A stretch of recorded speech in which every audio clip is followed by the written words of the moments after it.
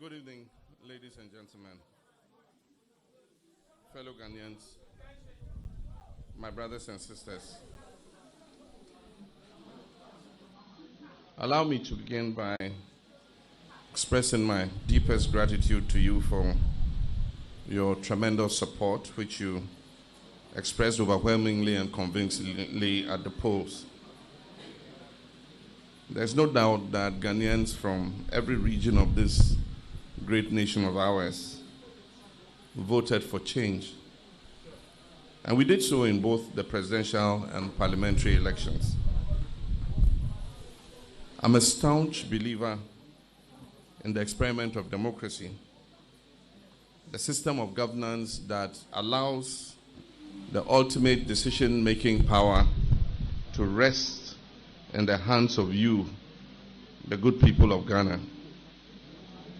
We, the people, who, with an eye towards the future we would like for our dear country, elect representatives to go forward and realize that vision. Government serves at the choice, direction, and pleasure of the people of this great nation. And I have had the honor and privilege to serve my country in all levels of government. When in 2016, at the end of my first full term as president, I ran for re-election as an incumbent candidate, I respected the will of the people. I conceded, I stepped aside, and I set in motion a peaceful transfer of power because I understood that it was the will of the people. And if we are to progress as a nation, if we are to live up to the inheritance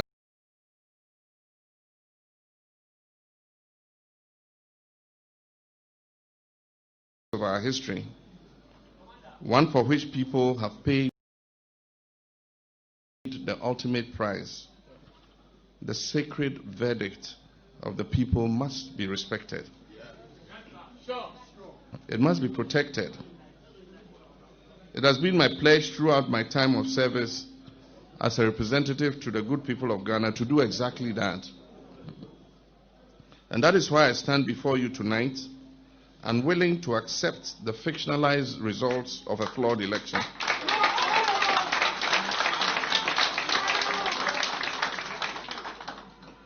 My brothers and sisters, it is important to remember that the government that is in power controls all of the state resources and oversees all of the state's institutions. The line he treads between his loyalty to the power that is held by the people and by his own desire to hold on to power can be a very thin one indeed. We went into the 2020 presidential and parliamentary elections with assurances from the Electoral Commission and the relevant state actors that it will be conducted in an atmosphere free from fear and that it will be fair, transparent, and credible. Unfortunately, that has not been the case. What we witnessed across the country from Monday, 7th December 2020, exposed a deliberate plan to manipulate and predetermine the results of the election in favor of the incumbent candidate, Nana Akufo-Addo, who, as so happens, controls all of the state resources and oversees the state institutions. Despite all of the ruling party's inducements, use of monetary enticements, and other such schemes on a scale never before seen in the history of this country, the good people of this country understood what was at stake. And it was clear, as the results of the votes that were legally cast, that the National Democratic Congress won the presidential and parliamentary elections.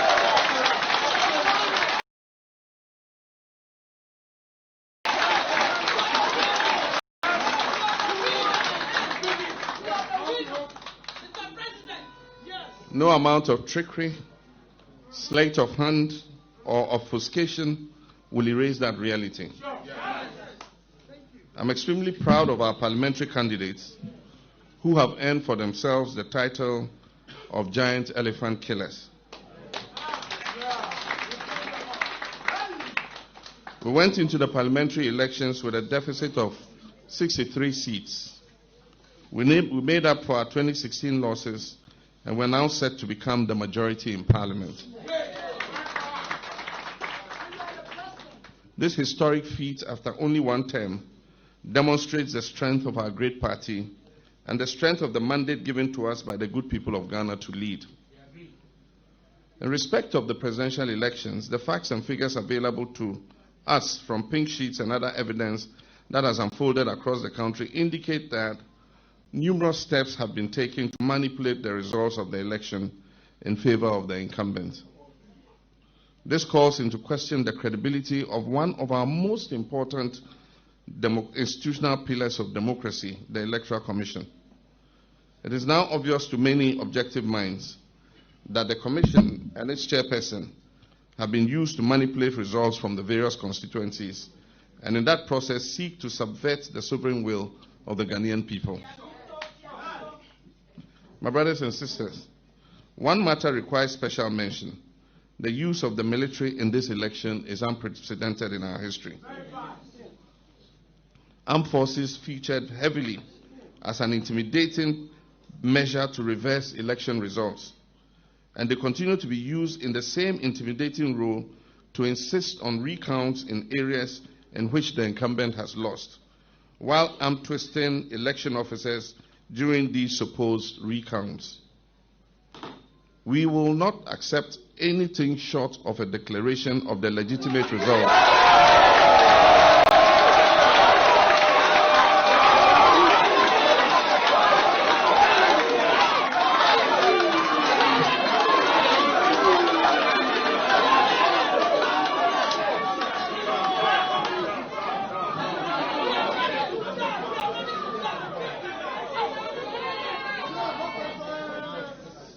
I said we will not accept anything short of a declaration of the legitimate results which point to an NDC parliamentary majority. My brothers and sisters, advisedly since the inception of the Fourth Republic, final election results have always been declared within a 72-hour period to allow for thorough and diligent collation. Surprisingly, this Electoral Commission chairperson announced quite suspiciously, and for reasons known to her, a hurried 24-hour deadline, which, as we all know, could not and would not be met. The chairperson of the EC, in less than 24 hours after her declaration, has admitted that she made unacceptable errors which go to the heart of the entire electoral process and cast deep doubt on the credibility of the announced outcome. The Electoral Commission of Ghana has never brought its credibility to this historic low at such a crucial moment of election results declaration. In fact, the litany of irregularities and blatant attempts at rigging for a candidate is obvious and most embarrassing. Ghana has come too far in our democracy, in our transparency, and in our well-earned international reputation for free and fair and non-violent elections to find ourselves here, where we are in respect of this election. As has been announced by my party, the National Democratic Congress, we are unable to accept the outcome of the election as declared by the Electoral Commission chairperson, Mrs. Jean Mensah. These results are flawed and discredited. When it comes to the parliamentary election, the NDC won a working majority of 140 seats. What has happened since the election has been a deliberate attempt targeting 5 constituencies of the 140 to steal and thus subvert the people's verdict. A closer look and detailed examination of the constituency-specific facts cast very dark clouds on our democracy. And allow me to speak in specifics so our claims are well known. In Seychelles, the results were declared without the content of one ballot box being counted. The parties had agreed that an issue of alleged overvoting should be referred to the collation center to be resolved. That ballot box mysteriously disappeared en route to the collation center. Nevertheless, results were declared in favor of the NPP candidate. In Upper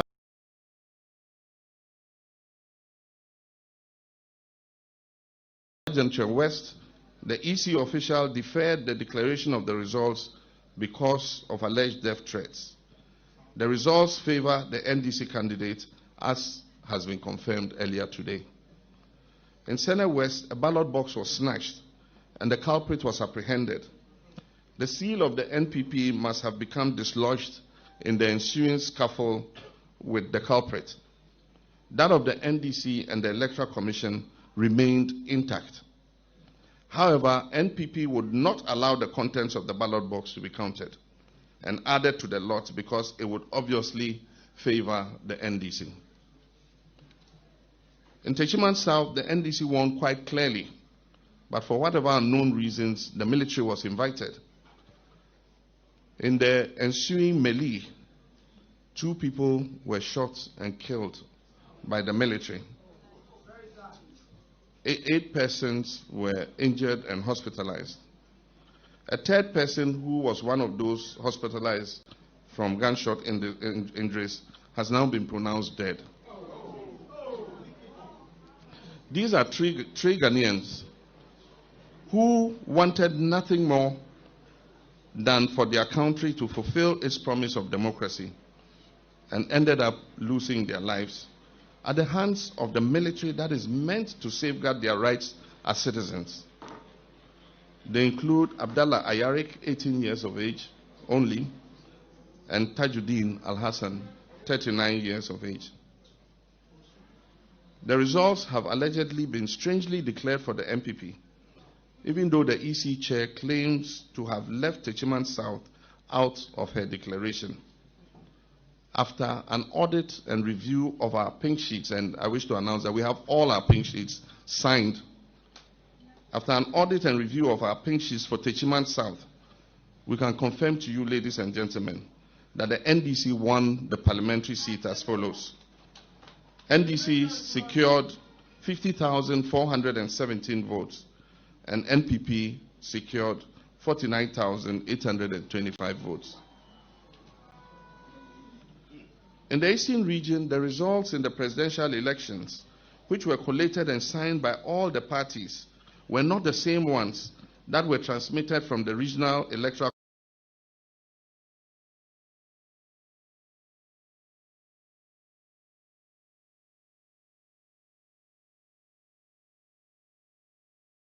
commission offices to Accra. The padded figures have since been exposed.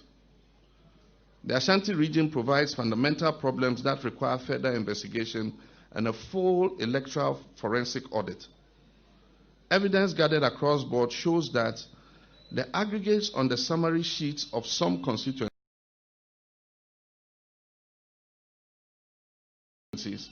do not reflect the individual results on the polling station pink sheets. You may also recall that prior to the election day, December 7th, there were many incidences where ballot papers thumbprinted in favor of candidate Nana Akufo-Addo were found at various locations. In Bantama, for instance, it was noticed that the portion of the pink sheets reserved for recording the number of persons biometrically verified had not been filled on a large number of the pink sheets.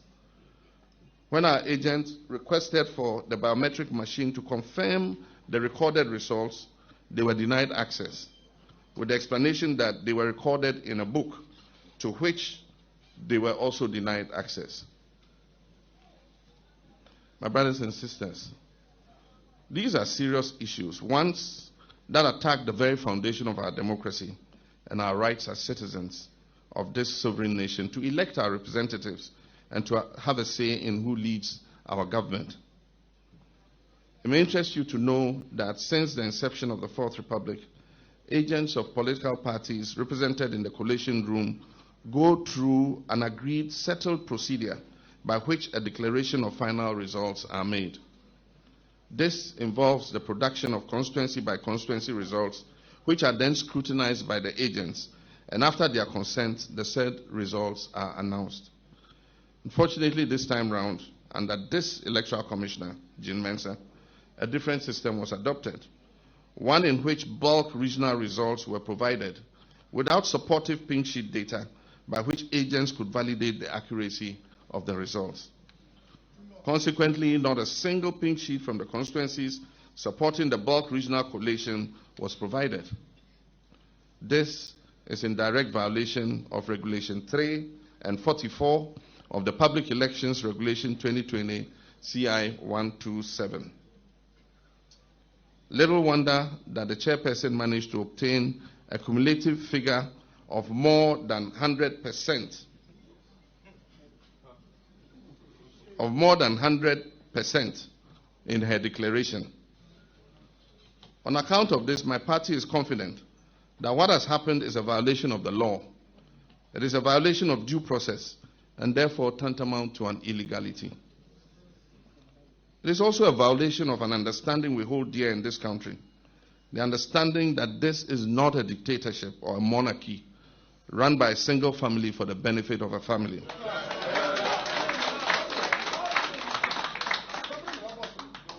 Ghana belongs to the people of Ghana, all of the people of Ghana. Would like to urge you, the media, civil society, and all election observers, to be resolute and present a fair and accurate account of what has transpired over this period. We request of the international community to remain engaged in what is happening in Ghana and take careful note of the current threat that is being waged on our democracy, our freedom, and our way of life. To all the NDC members and those who voted for us, I appeal to you not to be intimidated or cowed to submit to a dishonest process in the face of overwhelming evidence that supports the justness of our cause.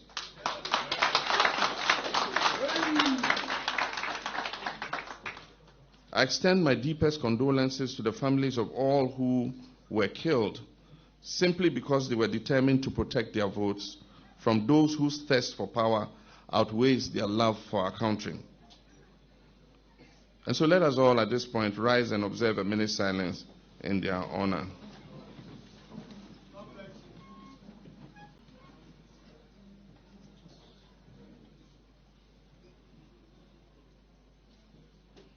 May their souls rest in perfect peace.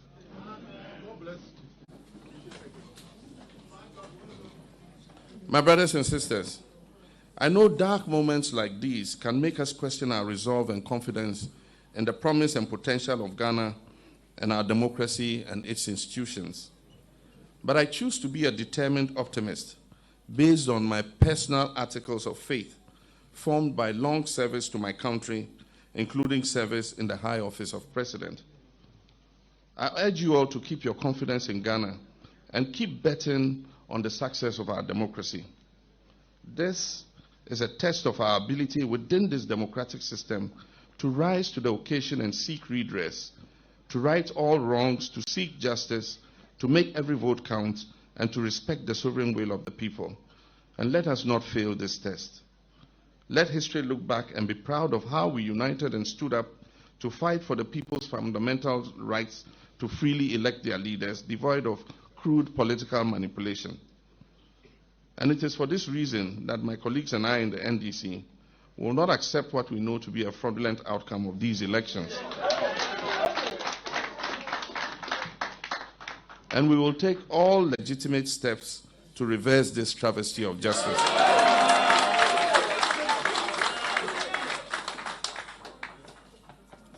Finally, let me assure our teeming supporters and the millions of Ghanaians who voted for change, the change which has been stolen in a real stolen verdict, that we are beefing up capacity in the constituencies where the ruling MPP is seeking to overturn our parliamentary victories already chalked. We're also deploying additional crack teams of lawyers and senior party officials to support these constituencies that are under siege.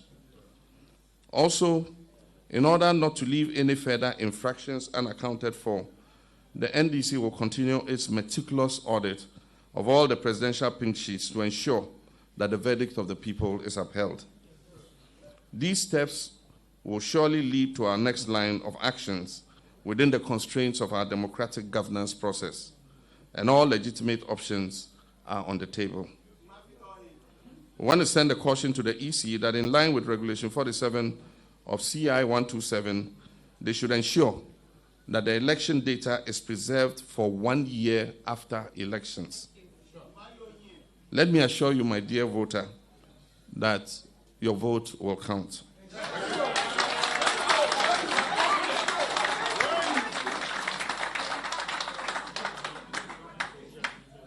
It is said that the voice of the people is the voice of God. And so let us go forth, knowing that God is on our side. And if God be for us, who can be against us? Ladies and gentlemen, my fellow countrymen, I thank you and do have a good night. And may God bless our homeland, Ghana. John Mahama, John Mahama, John Mahama.